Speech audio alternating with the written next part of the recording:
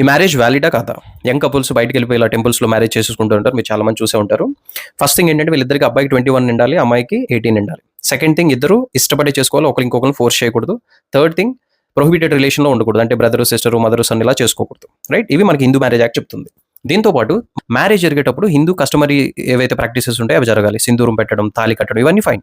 But most importantly act ఏం చెప్తుందంటే సప్తపది అనేది జరగాలి. అంటే ఫైర్ ముందు 7 అడుగులు నడవాలి, 7వ అడుగు నడిచిన తర్వాతే ఆ మ్యారేజ్ బైండింగ్ అని యాక్ట్ చెప్తుంది. సో ఈ ప్రాపర్ సెరమనీస్ లేకుండా ఇలా తూతూ మంత్రంగా చేసుకుంటే మ్యారేజ్గా కన్సిడర్ చేస్తారంటే సుప్రీంకోర్టు చేయమని క్లియర్గా చెప్పేసింది. 2024లో జడ్జ్మెంట్ ఉంది, చెప్పారు.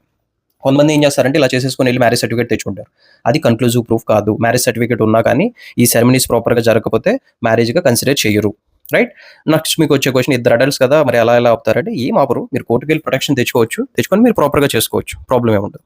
Right, so this is legal position. But జనరల్గా చూస్తే మెచ్యూరిటీ లేకుండా, ఫైనాన్షియల్ స్టెబిలిటీ లేకుండా మ్యారేజెస్ చేసుకుంటే ఎంతో కాలం ఉండదు. ఇలాంటి వాళ్ళు మోస్ట్లీ 1 or 2 years కూడా ఉండరు, విడిపోతూ ఉన్నారు. బయట ఫ్రీక్వెంట్గా జరుగుతాయి, వెరీ రేర్ కేసెస్లో కలిసి ఉంటారు.